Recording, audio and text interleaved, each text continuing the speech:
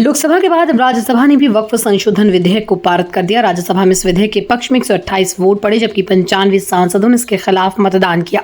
विधेयक पर सदन में 14 घंटे से अधिक बहस हुई। विपक्ष ने इस विधेयक का कड़ा विरोध किया और इसे मुसलमानों के अधिकारों के खिलाफ बताया। वहीं केंद्रीय अल्पसंख्यक कार्य मंत्री किरेन रिजिजू ने कहा है कि ये विधेयक करोड़ों लोगों के लिए लाभदायक होगा। बुधवार को लोकसभा में वक्फ संशोधन विधेयक पेश किया गया। इस पर 12 घंटे से अधिक चर्चा हुई और देर रात इसे बहुमत से पारित कर दिया गया। लोकसभा में इस विधेयक के समर्थन में 288 वोट, जबकि विरोध में 232 वोट पड़े।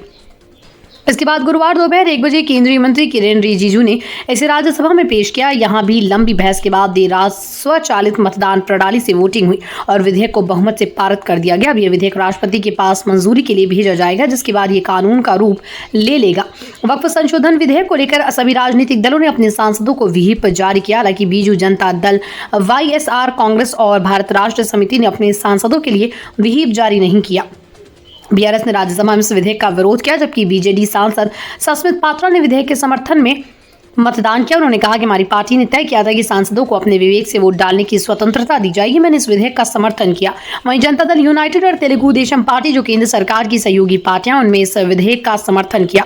विपक्ष ने किया विरोध। विपक्षी दलों ने इस विधेयक पर गंभीर आपत्ति जताई और इसे अल्पसंख्यक के लिए हानिकारक बताया। राज्यसभा में नेता प्रतिपक्ष मल्लिकार्जुन खड़गे ने कहा, यह विधेयक अल्पसंख्यकों को परेशान करने के इरादे से लाया गया। 1995 के वक्फ अधिनियम में जो मूल तत्व थे वो रखे गए हैं, लेकिन इसमें कुछ ऐसे प्रावधान जोड़े गए जो अल्पसंख्यकों के हितों के खिलाफ है। इसके जवाब में केंद्रीय किरेन रिजिजू ने कहा, यह विधेयक किसी भी मुस्लिम समुदाय को नुकसान नहीं पहुंचाएगा। विपक्ष जनता के बीच भ्रम फैला रहा है। एक बार फिर किसी संपत्ति को वक्फ घोषित कर दिया जाए तो उसकी स्थिति नहीं बदली जा सकती। वक्फ एक संवैधानिक निकाय है और उसे धर्मनिरपेक्ष होना चाहिए। रिजिजू ने विपक्ष के सवालों का जवाब दिया। सदन में चर्चा के दौरान विपक्ष ने यह सवाल उठाया कि प्रैक्टिसिंग मुस्लिम की परिभाषा क्या होगी। इस पर किरेन रिजिजू ने कहा, हर व्यक्ति किसी न किसी धर्म का पालन करता है। सभी सांसद भी किसी न किसी धर्म से आते हैं, इसलिए इसका निर्णय भी उसी आधार पर होगा। मुसलमानों को डराने का काम कर रहा है, जबकि सच्चाई ये है कि ये विधेयक उनकी बेहतरी के लिए लाया गया।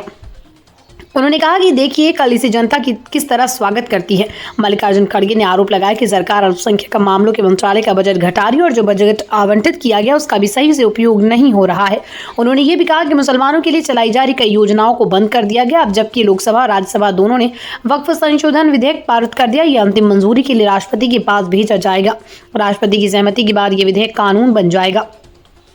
वक्फ संशोधन विधेयक को लेकर संसद में तीखी बहस देखने को मिली।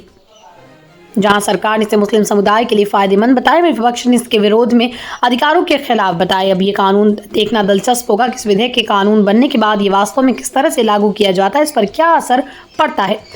आप देख रहे थे दुनिया की आवाज़। हम आपको इस तरह की खबरें देते रहेंगे। चैनल सब्सक्राइब करना ना भूलें। धन्यवाद।